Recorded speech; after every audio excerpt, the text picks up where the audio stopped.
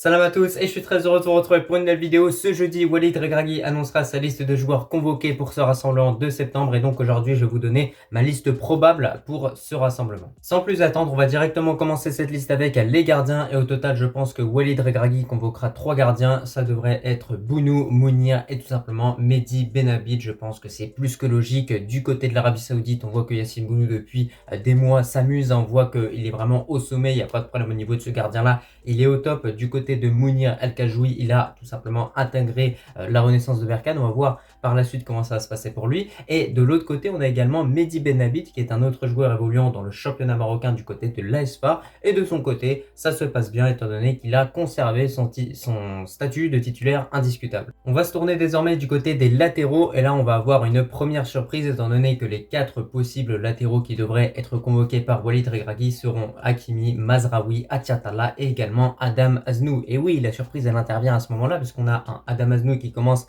à proposer un niveau de plus en plus intéressant, notamment avec l'équipe première du Bayern Munich où il enchaîne clairement les minutes et il enchaîne les matchs amicaux. Donc voilà, petit à petit en Bundesliga, bien évidemment, son temps de jeu va évoluer, ce qui est une très très bonne chose étant donné que c'est un joueur qui représente vraiment le futur du Maroc sur le flanc gauche. Donc voilà, j'ai beaucoup pu suivre ce joueur et en tout cas, j'espère franchement que Walid Regragui va le convoquer pour ce rassemblement de septembre. De l'autre côté, on retrouve des joueurs qu'on connaît très bien, qui sont vraiment en forme depuis le début de cette saison. On a Mazraoui qui a déjà sorti 2 très bonnes prestations avec Manchester United. Il a déjà délivré sa première passe décisive. De l'autre côté, Achraf Hakimi est clairement au top du côté du PSG. Il assume son statut, on va dire, de star dans cette équipe-là. Il a réalisé une très bonne prestation en marquant un but et également en délivrant une passe décisive. Donc voilà, il faut vraiment que ces 2 latéraux restent sur ce qu'ils sont en train de faire actuellement parce que pour l'instant, j'ai rarement vu Achraf Hakimi et Mazraoui autant en forme. Concernant les latéraux, n'oublions pas également Atiatalla qui a rejoint l'équipe de Al Ahly et qui aura franchement une saison 2024-2025 prometteuse devant lui.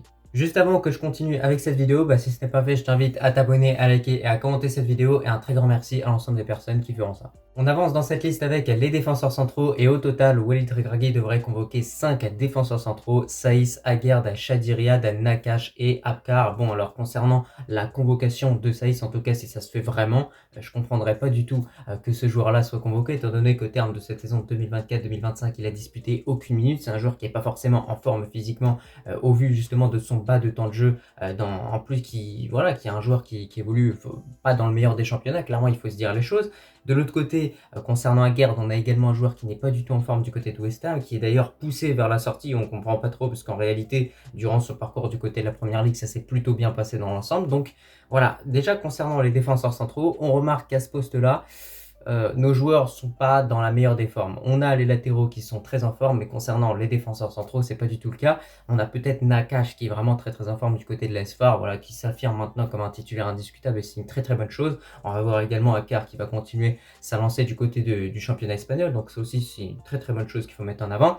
Chadiriad, bon, ses débuts sont un petit peu compliqués, mais petit à petit il va s'adapter à la Première Ligue. Donc concernant les défenseurs centraux, on voit que là, en l'occurrence, le niveau est un peu plus nuancé. On a des bons joueurs, on a des joueurs qui sont moins en forme. On verra en tout cas comment ça se passera. Mais dans tous les cas, à part une convocation de Saïs, je ne vois pas quel choix serait réellement incohérent de ma part au niveau de ma liste probable. Et si ça tenait qu'à moi, bien évidemment, là je vous le répète encore une fois, c'est une vidéo qui concerne la liste probable de Regragui. Si ça tenait qu'à moi, je ne convoquerais pas Saïs, tout simplement puisque de l'autre côté, il y a des défenseurs centraux qui ont beaucoup de temps de jeu, qui méritent largement de figurer dans cette liste, comme par exemple Mehdi Boukamir qui a réalisé des énormes prestations lors des JO 2024. Désormais, dans cette liste probable, on passe au milieu de terrain et au total, j'ai décidé d'en sélectionner 6 au total pour tout simplement avoir le privilège de convoquer plus d'ailiers, étant donné que au niveau des choix concernant les ailiers, vous allez voir que c'est vraiment un vrai casse-tête. Alors concernant cette liste de milieu, on va compter bien évidemment sur Amrabat, sur Ounahi, sur Richardson, sur qui d'autre, sur Brahim Diaz, sur Targaline et tout simplement Erhanous qui d'ailleurs a beaucoup de problèmes avec son club de Genk étant donné que Leicester a formulé plusieurs offres pour ce joueur-là, mais à chaque fois le club belge, excusez-moi, ne coopère pas et justement provoque derrière un mécontentement chez ce joueur qui est tout simplement Erhanous. Alors concernant cette liste de milieu, je la trouve très incohérente. Bon, vous avez vu que j'ai pas cité Lazouzi, tout simplement parce que j'ai vu que sur les derniers matchs en Serie A, il n'est pas réellement titulaire avec cette équipe de Bologne, il est même pas pris du groupe, donc peut-être qu'il a une blessure. Mais sinon, de l'autre côté, voilà, Richardson très très informe qui a réalisé une très belle prestation pour son premier match avec la Fiorentina. D'ailleurs, à ses côtés, il y avait tout simplement Amrabat. Donc on voit que déjà, il y a quelques liens qui vont se développer entre ces deux joueurs-là marocains et c'est une très très bonne chose. Ensuite, tu vas avoir Ounahi qui est également poussé vers la sortie. Il est un petit peu dans une situation instable depuis qu'il a rejoint l'OM. Donc on espère qu'en équipe nationale, ça va bien se passer pour lui. On a pu voir que lors du dernier match face au Congo, lorsque le Maroc s'est imposé sur le score de 6-0, on a retrouvé le Ounahi qu'on connaît bien. Donc on espère qu'il va rester sur cette base-là. Et puis enfin, surtout, au niveau des milieux, s'il y a bien un joueur qu'on espère voir dans cette liste, et c'est tout simplement Oussama Targaline. Bon, il était déjà présent lors du dernier rassemblement, il n'a pas pu effectuer ses débuts avec notre équipe première, mais on espère qu'il aura du temps de jeu cette fois-ci, puisque franchement, ce qu'il a montré lors de ces Jeux Olympiques de 2024, c'était vraiment remarquable au milieu de terrain, notamment avec un superbe travail qui a pu être effectué avec également Richardson, beaucoup de récupération, beaucoup de projection vers l'avant. Offensivement, il était vraiment un moteur pour cette équipe U23 et donc on espère qu'en équipe A également, ça se passera bien Inch'Allah pour Oussama Targaline. Et concernant les milieux de terrain, il ne faut pas oublier de parler de l'énorme performance de Brahim Diaz qui est rentré avec le Real Madrid, qui a inscrit un but et qui a délivré une passe décisive. On espère que durant ce rassemblement de septembre, il inscrira enfin son premier but avec le Maroc. Il a déjà délivré sa première passe décisive. Donc logiquement, la prochaine étape, c'est qu'il inscrive son premier but, Inch'Allah. On continue dans cette liste avec les ailiers et là vous allez vous rendre compte qu'à ce poste-là les choix ont été très difficiles pour moi au niveau de cette liste probable, mais j'ai décidé de compter sur Ben Seguir, Sahraoui, Driouech, Ziyech, Akhomash et tout simplement Abdé donc et Zalzouli.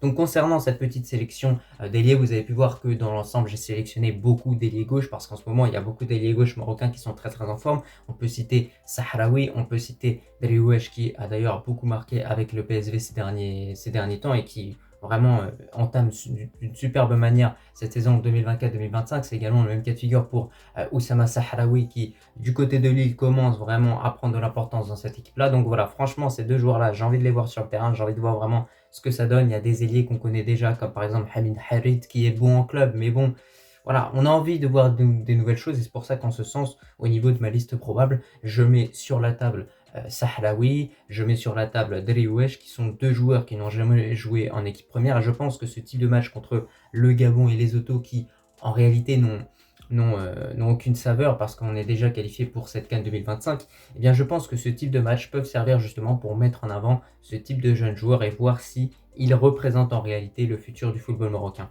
De l'autre côté, Ben Seguir, on connaît très bien, il est plus qu'en forme ces derniers temps lorsqu'il a été convoqué avec notre équipe nationale.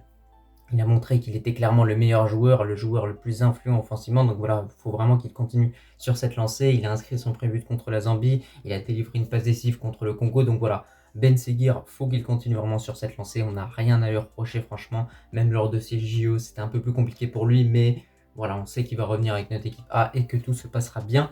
Ensuite, on a Akhomash. Bah écoutez, voilà, hein, c'était mon joueur coup de cœur, hein, clairement, durant ces Jeux Olympiques de 2024. Il a vraiment pu se démarquer, voilà, il a marqué, il a fait des passes décisives, il était vraiment influent offensivement. Donc voilà, on espère qu'il aura la même influence avec notre équipe A. Mais en tout cas, il est vif, il est très bon en accélération, il est très intéressant. Donc pour moi, c'est non négociable, on doit convoquer ce joueur-là. Et enfin, Ziyech, je le mets juste parce qu'en réalité, c'est un cadre et que pour moi, sans ce joueur-là, on va pas reconnaître le Maroc qu'on a toujours vu depuis très très longtemps. Et pour moi, voilà, ça pourrait nous éviter, on va dire, une brouille diplomatique si Ziyech justement vient. Voilà, parce que s'il n'est pas convoqué, ça va créer plein de conflits dans le groupe marocain. Donc c'est mieux que pour l'équilibre de l'effectif, Ziyech soit convoqué. Enfin, on finit cette liste avec les buteurs. Et là, je vais compter sur Rahimi, El Kaabi et tout simplement Amin Adli. Alors oui, je mets Amin Adli dans les buteurs, tout simplement parce que c'est un joueur qui est capable d'occuper la fonction de faux numéro 9.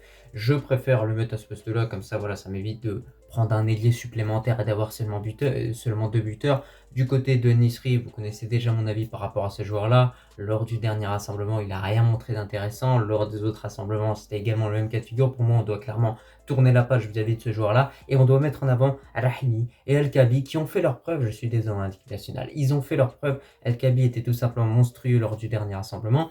Puis Rahimi a été monstrueux lors de ces Jeux Olympiques avec l'équipe U23. Donc pour moi, ce sont sur ces deux buteurs-là qu'on doit désormais compter en rajoutant bien évidemment derrière Amin Adli. Pour moi, c'est vraiment le choix cohérent à faire. Je ne sais pas ce que vous en pensez, n'hésitez pas à donner votre avis en commentaire, mais pour moi, voilà, faut compter sur Rahimi et El-Kabi, point final, on n'a pas besoin d'en rajouter un, d'en enlever un, non, non. On a nos 2 buteurs maintenant, on bouge plus et on reste fixé sur ça pour qu'il y ait une certaine stabilité qui soit amenée dans cette équipe marocaine. En tout cas, c'était tout concernant cette petite liste. Bon, vous l'avez vu, rien de fou. Convocation d'Adam Aznou, logiquement, ça devrait être la surprise qui devrait être proposée par Walid Regragui, avec également celle de Oussama Sahraoui et Driouesh. On verra ce que ça donnera. Je vous ai donné ma liste probable de mon côté. Bon, il y a des choix qui m'étaient imposés en réalité, avec par exemple la convocation de Saïs, que je remets en question et que beaucoup de compatriotes remettent en question. Mais bon, à partir du moment où il n'est pas titulaire, logiquement, ça devrait bien se passer.